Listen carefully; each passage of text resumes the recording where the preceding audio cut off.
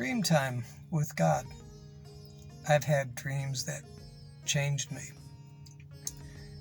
Most recent was when God showed me two images, one of a large swimming pool and the other one of a person. Now, in this dream, I knew I was the swimming pool and that this person, it was not so much a person that I was going to meet, but it was a relationship that I have with God. That this person represents the nature of the relationship. And after I came out of the dream, I was immediately changed. And in my heart, not so much physically like you can see with a hand growing back or something like that, but in my heart, I had been healed. And this happened a little while ago, several months ago, and I've been kind of sitting on it. And in our relationship with Jesus, there is a dynamic and powerful relationship of communication and transformation that occurs by His Spirit. And the dream, let me think, another dream that happened that was transformative, that changed me, is I had got myself into an emotional pothole, a ditch that I couldn't get out of. And it was a spirit in my life. And God showed me the nature of the problem and the way out. And now this is several years ago. And as I thought about the dream in the past, every time I thought about the dream, it would bear witness in my spirit, and it would encourage me and motivate me to, basically was actions of getting closer with God, fasting, and that I do quite a bit more of now than I ever did in my life. And it's very beneficial, but I actually needed it absolutely back in that part of my life. But that came through the motivation of a dream. And then even before that, years before that, God showed me a person that was going to come into my life, that I was going to help, and that they were going to leave.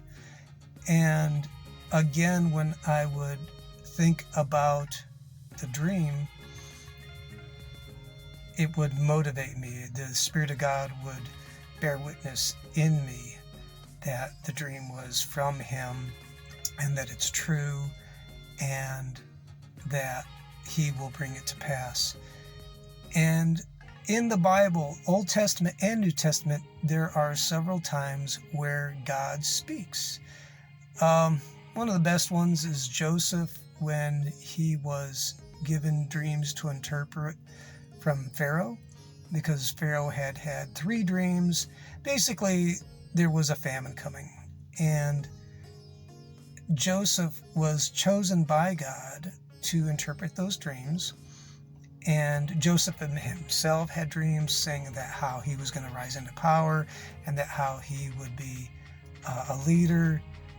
Got him into some trouble because he shot his mouth off, but that's a side story. So if you're getting dreams and interpretations, be humble. It helps. It's nice. Nobody likes to show off. But we get dreams about the future. God will talk to us about for ourselves, maybe for others. And it can be, if there's a famine coming or whatever. This is just my opinion, but as much as God will talk to us, and it might be very profound and traumatic, there will always, for me, be a sense of peace and love. So that even if there's a problem, God's like, yes, there's a problem, but it's going to be okay. This is how it's going to be resolved. It's going to be okay. Joseph was picked by God to interpret Pharaoh's dreams because Pharaoh had received dreams that were very problematic. They freaked him out. And so unsaved folks get dreams. And if you're watching this and you're like, what I mean by unsaved, I'm not trying to hack and hate on anybody, but if you're not like really cool with Jesus, like He's it, the truth, the life, or the way, you're not all about Him, God can still talk to you. It's just that He's going to be drawing you to Him. So if He does give you dreams, it's going to be for you to get to Him. At least That's my thoughts at the beginning, or to help you through a jam. So in the New Testament, Joseph, who was Mary's fiance, Mary, the mother of God, and basically Mary was an unwed mother back in the day. And back in that day, you came, like, "Hi, Joseph, I'm pregnant. It's God." You're like, "I'm going to grab me a stone or put you out." And Joseph was going to put Mary away. But Joseph received a dream, and an angel said, "Hey, dude, it's good. This child is from God. Pack your bags, head to Egypt, but this is a good thing, so be cool with it." Joseph's heart was transformed in an instant. God gave him understanding and revelation. Gives you a new heart. In my own life, it's happened several times where, I've prayed a lot for change, and I've strived for change and improvement. And I felt stuck. And then God, in His sovereignty and His time, just like, here's a dream, and bam, you're better. And I like them. They're fun. And then I've learned to pray into them, and then just walk it out, and know that you can receive dreams from God. It's dream time, where God Himself will reveal Himself to you, getting past all our filters and speaking right to your heart.